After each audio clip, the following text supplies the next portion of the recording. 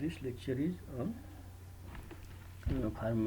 formulation of quantum statistics. So in this case we consider say a gas system which consists of say n molecules. We are calling molecules say particles. So these particles are placed in a volume say capital V. They are in equilibrium at temperature T. So for this case too we can write equation like this. So here are various possible quantum states. Say small r is used to define quantum state. So nr, sum over all quantum states, will lead to a total number of molecules, that is capital M, or particles capital M. Total energy of these molecules, that is capital E, written in this fashion. Again, they are distant apart, so they are not interacting. So in that case only you can write equation like this. Partition function you can write. Now you are familiar with partition function. So partition function is nothing but sum of Boltzmann weight over all possible quantum states. So this r is small r small s we use to define quantum state of a single molecule or particle. Epsilon energy of the particle when it is in the rth quantum state. Nr is number of molecules in the rth state. Capital R is the maximum possible quantum states to n gas molecule which is at temperature capital T, possessing total energy capital E.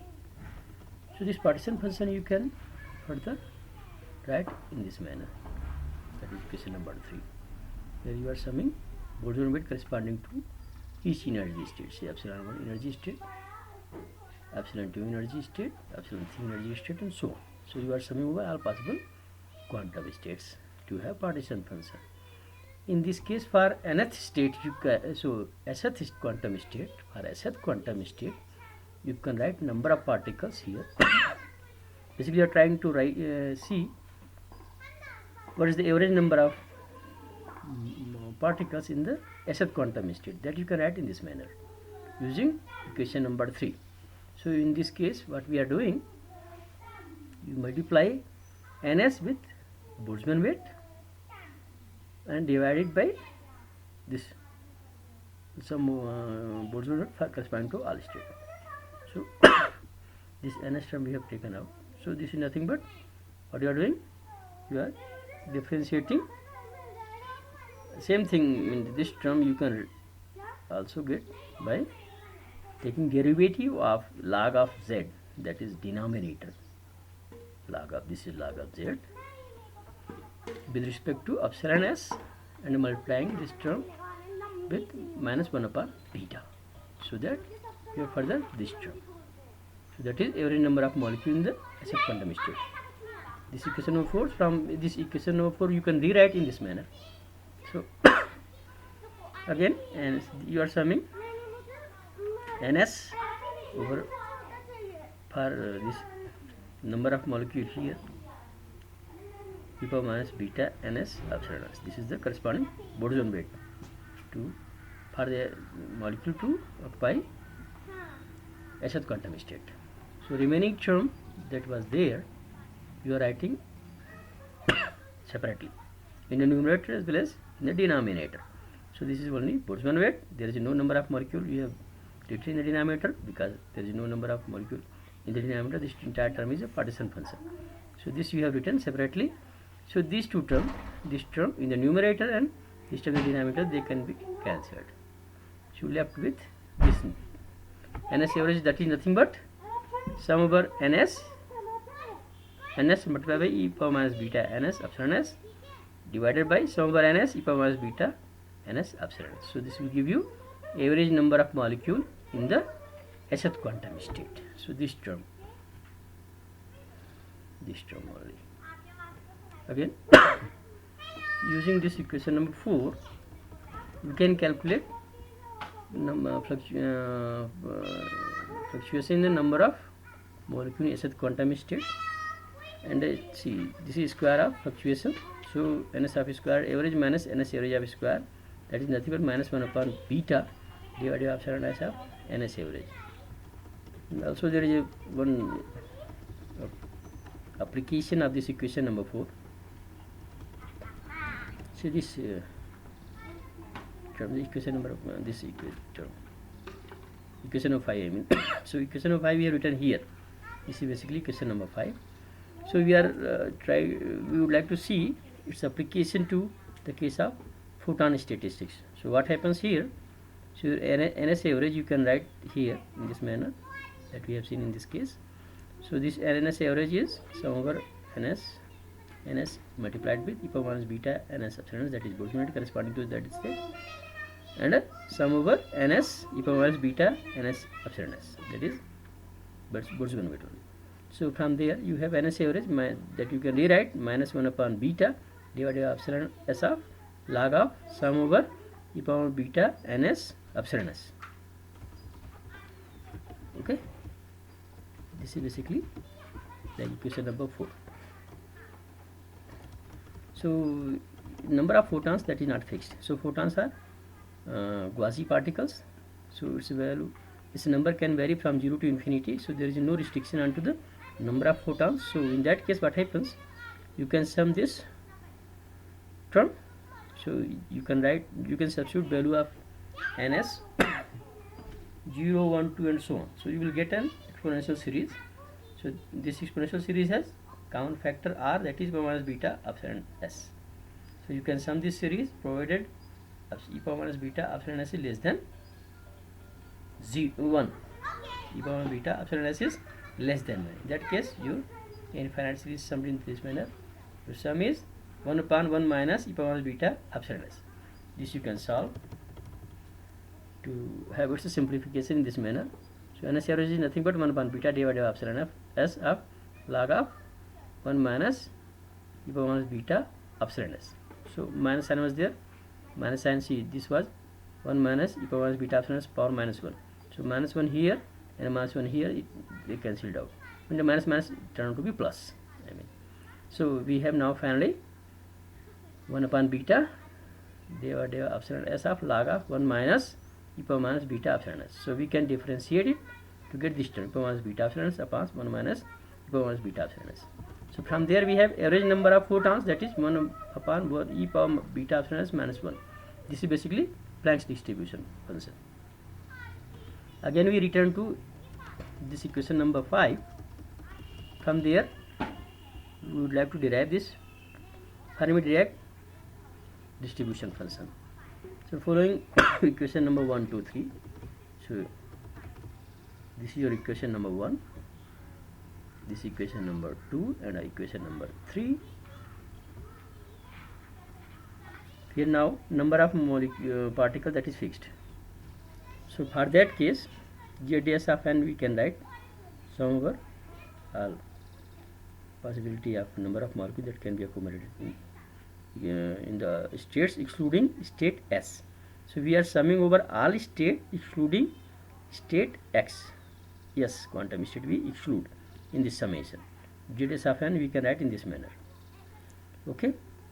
So this we can do for equation number 1 as well. So summing over all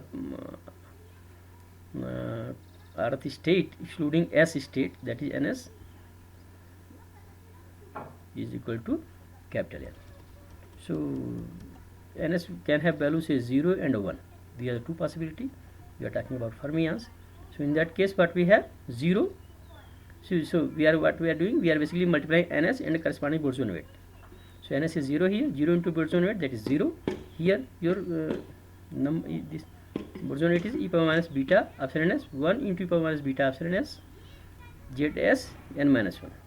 Okay, your remaining term is ZS n minus 1 and e power minus beta s multiplied with 1 molecule is there in this case. So again here in the denominator you have corresponding participation, you can sum for both the cases ZS n plus e power minus beta s ZS n minus 1. So for n is 0 case as well as n is 1 case. So from there you have average NS, that is nothing but, so what you can do, you can divide this entire numerator as well as denominator separately by term e power minus beta epsilon s ZS n minus 1. So you are dividing your numerator with this term, you are getting here 1, but in this case what you are getting zs of n divided by zs of n minus 1 in a square bracket multiplied with e power beta epsilon s plus, so this term is again written in the numerator, then this term is the numerator with which you are dividing this numerator as well as denominator, so you have again here 1. Now we would like to relate this zs of n minus 1. So in this case what we are doing, we are assuming that this number which is varying number of particles, changing number of particles is very very small in compared to total number of particles that you are having. So in that situation you can talk in terms of log of zs of n, because logarithmic of this function can converge, but zs of n you cannot talk convergence in zs of n, so you are we can talk in terms of log of this term. So log of zs n minus delta n, that is nothing but log of zs of n minus deva n of log of zs into delta n. So this is a small fluctuation about this maximum number n, and delta n is very very less comparison to capital N. So from 9 we have this term log of zs n minus delta n, zs log of zs n minus delta n here is equal to log of zs n minus, see this term, derivative of log of zs with n is nothing but your alpha s, so alpha s is into delta n. So from there zs n minus delta n is equal to zs e power minus alpha s into delta n. So what we are doing, so we are see zs n minus delta n, you bring it this side, left hand side, so minus sign is there, so it will be in the denominator, minus alpha s and s is there, so you logarithmic term you can transfer to right hand side, so it turn out to be an exponential, this logarithmic function turn out to be exponential now for the remaining term. So you have zs n minus delta n equal to zs n e power minus alpha s into delta n. So your alpha s is now divided by n of zs. Now when we sum over all possibilities excluding s, but zs is very very large, and but it is log of zs is very slow varying quantity, so there is no signature of sth state. So you are summing over all possible quantum states, in which case you have considered one state, that is sth state, and you are taking log of it, so it is very slow varying term, therefore there is no signature of particular quantum state or sth state. So it is, you can write in general in this manner, so alpha is divided by n of log of z, right? So from there you have this term ns that you wrote here in the equation number 8 modified to this manner, to this form, that is equation number 12. So ns of average is 1 upon e power alpha plus beta epsilon s plus 1. This is your Fermi-Dirac distribution function. We can further modify its form. So we know that average number of molecules are at quantum state, and summed over all possibility will lead to a further total number of particles, that is capital N. Total number of particles is fixed. So for this case also this total number is fixed. So this nr you can write, substitute from here, question number 12. So this is for rth state, and r you can place it for sth state, so it no matters. So rth state, sth state, it no matters. So sum over r all possible values of r 1 upon exponential power alpha plus beta epsilon r plus 1 is nothing but capital N from 12. So see, we know that Helmholtz free energy that can be written as minus kT of log z. Z is your partition function. So from there you have alpha, you can get value of alpha using this equation number 11, that is divided by n of log of z. So log of z, what you have, log of z is nothing but you minus kT term you can bring to left hand side, and then you have minus beta a, that is equal to log of z. So we can substitute here log of z. We can replace log of z by term minus beta a. So minus beta a will give you alpha equal to minus beta divided by n of a. So divided by n of a is nothing but mu. So minus beta mu. So you have now this mu is energy corresponding to chemical potential of a molecule. So NS average is now 1 upon exponential power beta epsilon s minus mu plus 1.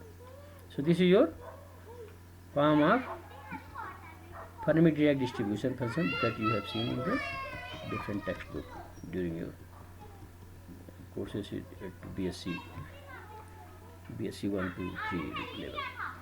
So you can appreciate that this term, denominator of equation number 13 is greater than 1, or it can be 1 or greater than 1. So NS value you will have all the time, either it is 1 or 0, or it can fluctuate in between 0 to 1. So average value of NS is nothing but in between 0 to 1. So now we can appreciate role of this distribution function, that is Fermi-Dirac distribution function. So we have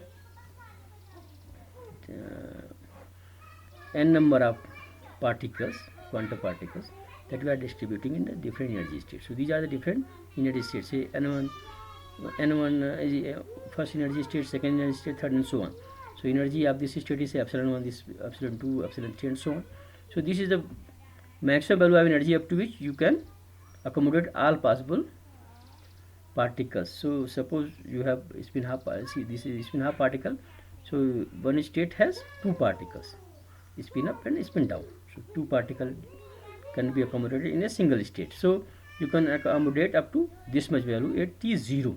So at T0 energy state up to which all the states are occupied is nothing but Fermi energy state. Okay. So from this equation 2 you can appreciate in this manner. You can plot this equation number 13, that is NS average along say y axis. You can plot energy along this axis. So what will the value of NS average when epsilon s is less than mu at T0? At T0, so epsilon s is less than mu, means this term is negative when mu is for epsilon s which is less than mu. This is epsilon s. So you are varying epsilon s along this axis, NS average is along this axis. So epsilon s less than mu is a negative when for T0 this turn out to be e power minus infinity, that is 0. So NS average is 1. So for all value of energy less than epsilon, all value of energy epsilon s less than mu has a value NS average, that is 1. And beyond this point mu, its value is 0. So this is the nature of your Fermi-Dirac distribution function at T0. So this is the value of energy, that is Fermi energy up to which all energy states are occupied. So this is the energy value up to which all energy states are occupied. So this is the Fermi energy at T0. Fermi energy has a probability of finding electron or a particle 1 at T0, are all states occupied. At T0 energy value up to which all states are occupied, that is Fermi energy state. Now we go for T non-zero case. What happens in T non-zero case? Say epsilon s is equal to mu and T is non-zero. In that situation this term has value 1. Epsilon s equal to mu means epsilon s minus mu is 0 and beta is a non-zero. T is a non-zero case. So this term beta non-zero term multiplied with 0 is 0. E power 0 is 1. So 1 upon 2, that is 0.5. So for at non-zero temperature Fermi energy is a state at which probability of finding particle is 1 by 2. So this completes your today's discussion.